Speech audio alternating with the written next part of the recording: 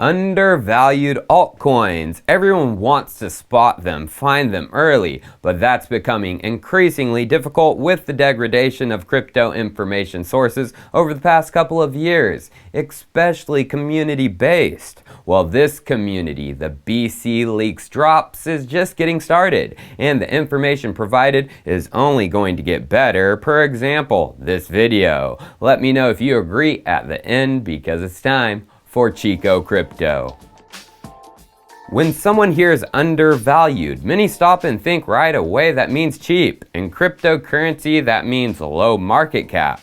But that is false. There can be undervalued altcoins even on page 1 of CoinGecko, where you need at least a $1 billion market cap to be there. Same goes with page 2 and page 3, etc. My point is, undervalued altcoins are everywhere, so let us begin diving into some of our opinion picks for the top ones. And where can I begin? With decentralized finance, the kicker and reason for this bull run. It's made up of many things: swappers, tokens, stablecoins, lending and borrowing, farming, but something I haven't spoken much of is Rebase tokens. And the OG of the Rebase is Ampleforth. Their Rebase token has the longest history, launching in the summer of 2019, June to be exact. So coming up on 2 years now. And in that history, outside of a period of exceptionally low demand in September and October of 2019, and a period of exceptionally high demand in the summer of 2020, Ample has continued to oscillate between 50 cents and $1.50. And as time goes on, the range is getting tighter, getting closer and closer to fitting into the equilibrium band of plus or minus 5%. But AMPL, their Rebase token, isn't the one I'd like to cover today. The one I would like to cover is their recently launched governance token, Forth. It was airdropped to any wallet holder of the Rebase token AMPL, and then rapidly went through the Coinbase process, added to Coinbase Pro, and then within hours added to the main application. That was suspicious, as no crypto token has done it that fast, from Pro to the main application. It usually takes at least a day or two. Why else is this suspicious though? Well, Ampleforth has something upcoming, and a certain coin I've become interested in tweeted about it March 1st. Alchemist coin on Twitter said, "Mint the first Crucible. It's an NFT called a Universal Vault and allows for locking LP tokens on multiple liquidity reward programs simultaneously. This is an experiment built on upcoming Ampleforth Geyser V2 contracts. A Crucible can potentially be used for SushiSwap, Ampleforth, and Alchemist own Aludel programs concurrently, and it's also an NFT. The key there is the upcoming Ampleforth Geyser V2 contracts. Yeah, the Geysers of Ampleforth are still in V1 right now, but going into their GitHub Ampleforth, we can see recently worked on was their V2 version of the Geysers. Clicking into that, who was the last one to develop? None other than the GostEp.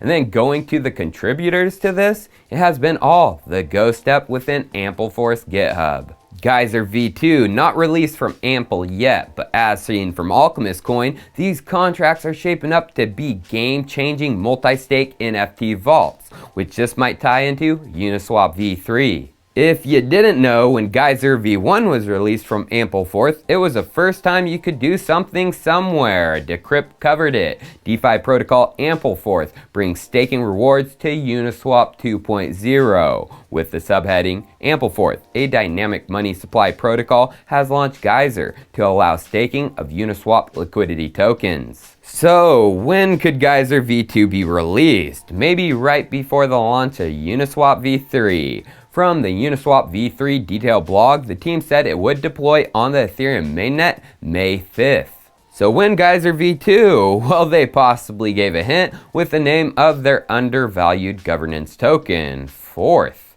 Why Forth? Well, just go to their Twitter, hint after hint of "May the 4th be with you," again and again.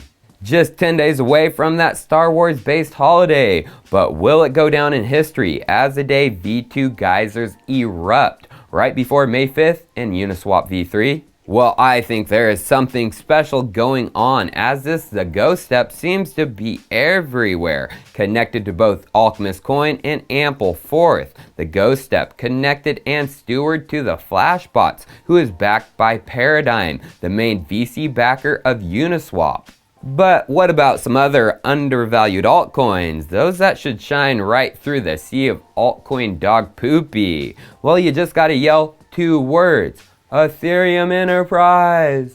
And to find those players, just look at this year's Forbes Blockchain 50. One of the top 50 listed is CONA Services, a legion of North American Coca-Cola bottlers. As you can see, they list Baseline, Ethereum, and Hyperledger as the blockchains of choice. We know this, I was one of the first to cover Baseline and their first big public POC. But what we haven't covered is who is leading this from CONA. Forbes tells us it's Andrei Simonov, Director of Innovation for CONA. Going to Andrei's LinkedIn, we can see that this is the position he holds, but he lists what he's involved with. At CONA, he is studying the potential DeFi invoice tokenization use cases in enterprise. I wonder who Andrei is learning that from. Well, he spoke at the Baseline demo day in December of last year. He is getting based. Let's listen in. Hopefully that in Q1 of 2021, we're going to be able to at least start doing some internal demos and see how this can all work together and start sending the documents and baselining the documents from our system to an outside system, purely from the development innovation perspective. He said some demos, getting their systems baseline so it can incorporate with outside systems by Q1 of this year. Q1 is officially over, so we might just be hearing some things soon regarding CONA and Coca-Cola. But who does this tie into in the crypto world? Specifically what he mentions in his LinkedIn, DeFi invoice tokenization use cases in enterprise. Well, he specifically mentioned them at the demo day too. Let's hear. Me and CONA being the lucky ones to partner with Unibright and Provide, working on this project. Unibright and Provide, who are one, but diving into the Baseline GitHub, there is an open issue titled Baseline and DeFi, Invoice Tokenization and Factoring. And as we can see, it was posted by Stefan Schmidt of Unibright in June of 2020.